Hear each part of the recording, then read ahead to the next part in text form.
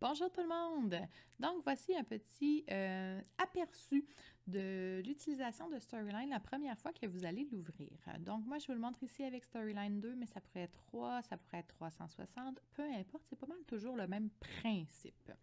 Donc, vous avez du côté du bandeau bleu ici, comme vous pouvez voir, vous avez New Project. Donc, pour ouvrir un nouveau projet, vous pourriez cliquer là. Vous pourriez aussi importer un projet. Admettons que quelqu'un vous a envoyé un projet, vous devez travailler dessus. Donc, vous pouvez importer un projet.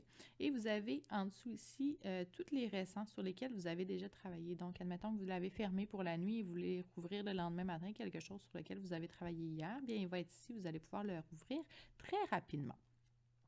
Maintenant, dans la partie du centre, on a quelque chose qui est vraiment super intéressant.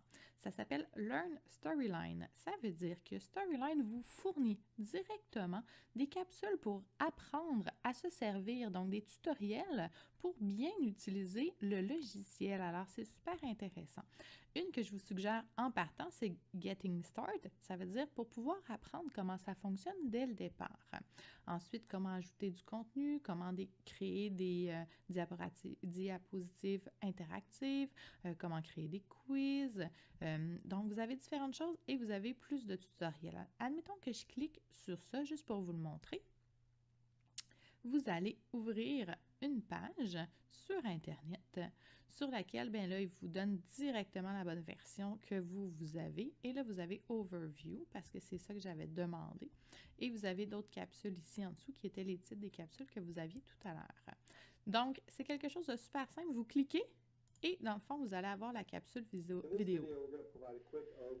Et là, vous allez, dans le fond, ils vont vous montrer exactement quoi faire pour apprendre à vous servir de Storyline. Je vais l'arrêter.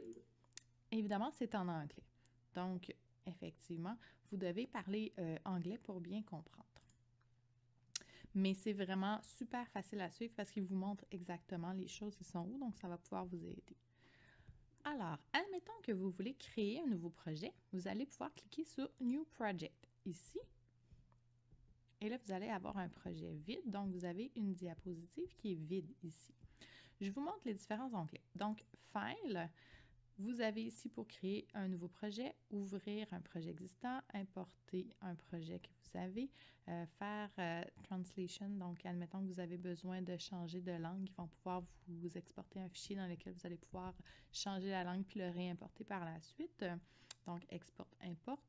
Sauver as, donc ça c'est super important, j'ai tellement perdu de projets si vous saviez, parce que dans le fond, on a perdu l'électricité ou des choses comme ça, là. Donc sauvez vraiment souvent vos projets pendant que vous travaillez. Imprimer, donc mais vous avez besoin d'imprimer, envoyer, publier, donc ça vous allez avoir besoin de ça quand vous avez terminé pour publier votre capsule et pour fermer, évidemment. Deuxième, celui qui est par défaut Home, donc admettons maison. Là, vous avez, dans le fond, des outils qui ressemblent à ce que vous auriez, admettons, dans Word. Donc, paste, ça veut dire coller, couper, copier. Donc, vous avez ça ici. Ici, New Scene, donc vous voyez, ça rajoute une autre scène à côté. Donc, vous pourriez avoir plusieurs scènes dans votre capsule. Starting Scene, donc pour dire que c'est celle-là qui va partir. Donc, elle a un petit drapeau parce que dans le fond, quand vous en avez plusieurs, admettons, ben, même si elle est placée ailleurs, vous allez pouvoir être sûr que c'est celle avec le petit drapeau qui va être celle qui va être la débutante. Question Bank, donc si vous voulez faire des banques de questions. Ajouter une nouvelle slide. Donc, admettons qu'on est sur celle-là, on va ajouter une nouvelle slide. Donc, ils vont vous demander, est-ce que vous voulez utiliser un template qui existe? Donc, ils vous proposent des templates ici. Des fois, c'est super intéressant. Vous avez juste un modèle d'interaction dans celui-là, mais vous pourriez downloader des free templates, donc des exemples. Vous avez Basic, donc le titre et du contenu. Juste un titre, une question avec quelque chose à côté, un média, mettre un petit vidéo, ou quelque chose de blank, ça veut dire vide. Vous pourriez insérer une quizzing, dans le fond, une slide, je m'excuse, j'ai cherché le mot en français, une diapositive avec des questions, donc pour mettre des capsules de questions. Pour screen recordings, admettons que ce que je suis en train de faire, donc je vous fais dans le fond un enregistrement de mon écran Et je pourrais importer quelque chose à partir de PowerPoint, de Quizmaker, Engage, Storyline. Donc, admettons que vous auriez des questions dans un dossier, peu importe. Je vais canceller ici, mais vous comprenez le principe que vous pourriez être là-dessus pour ajouter une slide. Vous avez les layouts que je vous ai montrés tout à l'heure. Vous avez Reset et Duplicate. Admettons que cette slide-là que vous avez aimée, là, vous avez fait un beau graphique, une belle slide des questions, mais là, dans le fond, vous pourriez faire Duplicate. Là, c'est sûr qu'elle est blanche, là, je suis désolée, mais vous auriez exactement la même chose. Vous auriez une deuxième slide identique. OK? Par là, je viens de vous montrer que quand vous êtes ici, vous avez un overview de toutes les scènes.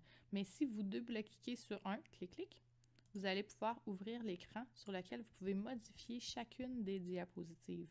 Donc là, à ce moment-là, vous allez pouvoir insérer tout ça. Je vais vous le montrer un petit peu plus loin parce que là, je n'ai pas terminé. Donc, vous avez ici Record Screen, donc c'est pour enregistrer votre écran. Le player, très intéressant, et je vous le montre dès maintenant. OK? Vous avez ça ici. Donc, ça, le player, c'est comment les gens vont voir votre capsule une fois qu'elle va être finie. Pour l'instant, c'est de ça qu'elle va avoir de l'air. Donc, vous pourriez choisir différentes choses. Là, on est au niveau des layouts. Donc, top bar left. Donc, ça, est-ce que je le veux ou je ne le veux pas? Top bar right. Donc, ressources. Admettons que je veux enlever les ressources. Voyez-vous, ça apparaît, ça disparaît. Donc, vous l'aviez ici. OK? Admettons, je ne veux pas avoir ça. Je ne veux pas avoir de menu non plus. Je peux cliquer ici et le menu est disparu. Glossaire, on pourrait mettre un glossaire ou le faire disparaître. Je ne sais pas si vous voyez que c'est ici, ça change. Mettre des notes ou les enlever. Donc, vous avez différentes choses de ce côté-là. Donc là, j'ai tout enlevé. Et ça, c'est dans le fond le titre de votre capsule. Maintenant, vous pourriez dire « Je ne veux pas avoir le titre ». Je ne sais pas si vous avez vu que le titre vient de disparaître. Et vous pouvez le remettre. Vous pourriez créer un titre, là. Je vais juste écrire « capsule ». Puis là, vous allez voir que dans le fond, il vient de changer ici pour « capsule ». Est-ce que je le veux à gauche ou à droite? Donc, le sidebar, la sidebar que j'avais tout à l'heure dans le fond ici pour le menu, vous pourriez le mettre à droite. OK? Moi, je l'avais enlevé complètement, mais vous pouvez choisir ici de le mettre à gauche ou à droite. Vous pourriez avoir un bouton pour le volume, mais si vous n'avez pas de son, vous pouvez l'enlever. Si vous avez du son, je vous suggère de le laisser. Et différentes choses, vous pourriez ajouter un logo, puis le cliquer pour ajouter votre logo, admettons, d'entreprise. Donc, ça, c'est pour les propriétés de base qui sont vraiment super importantes à regarder. Je ferme ça pour l'instant parce qu'il y a plusieurs autres choses que vous pourriez regarder, mais c'est ce qui est le plus important au niveau de ça. Preview, ça va vous permettre de voir soit une seule diapositive avec ce que vous avez fait dedans, ou soit toute la scène, ou soit tout votre projet au complet, comment il va sortir. Donc, vous avez ça ici, et si vous êtes satisfait, vous allez pouvoir directement ici publier votre dossier, là, mais votre capsule, et vous avez sinon un autre bouton « Publier » ici. Donc, ça, c'était pour Home. Insert.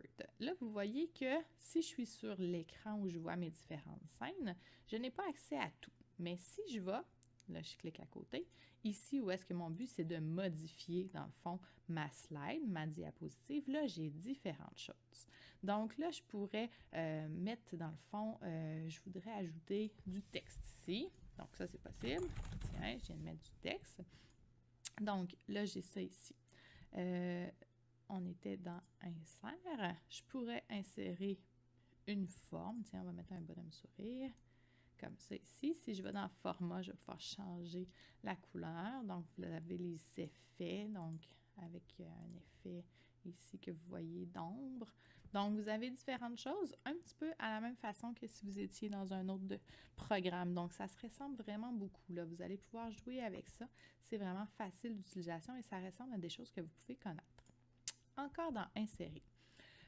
Vous avez dans le fond, ça va être plus pour des quizzing, donc pour des évaluations.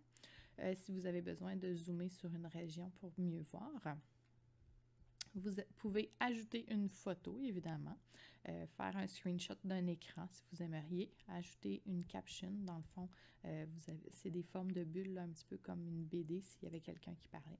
Vous pouvez ajouter, super intéressant, des caractères.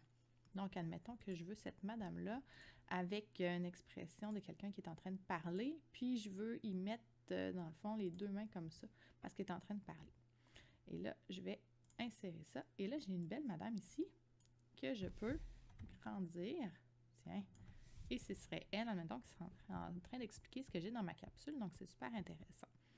Donc, ça, c'est pour, dans le fond, dans le mode insérer. Et là, vous voyez que quand vous avez Caractère Tool, vous pourriez avoir au niveau du design l'avancer, le reculer, l'aligner. Crop, ça voudrait dire, admettons, je veux couper ses jambes. Donc, on a tout ça. On a la perspective, la pose, l'expression et quel, dans le fond, bonhomme que vous aimeriez avoir, vous pourriez l'échanger si vous aimez mieux. Le format ici, vous en avez aussi là, pour échanger brightness, contraste et tout ce que vous avez aussi quand vous êtes habituellement dans un autre logiciel comme PowerPoint. Au niveau d'insérer, vous pourriez insérer une vidéo, vous pourriez insérer un lien, vous pourriez insérer un audio, soit quelque chose que vous auriez déjà enregistré ou soit quelque chose que vous auriez en train d'enregistrer comme moi avec un micro. Vous pourriez insérer un objet, des triggers, des contrôles, des marqueurs, donc différentes choses. Quelque chose avec la souris, admettons que je veux faire une affaire de souris, là, donc voir une souris qui va se déplacer sans problème, vous pourriez faire ça, OK? Donc là, vous avez la course, admettons que je veux partir d'ici, puis je veux que ça s'en aille sur quelque chose que je veux démontrer, où est-ce que les gens doivent cliquer, bien, je l'ai ici, OK? Et là, dans le fond, si je fais un preview des slides, vous devriez voir tout ce que je vous ai inscrit, puis regardez ici.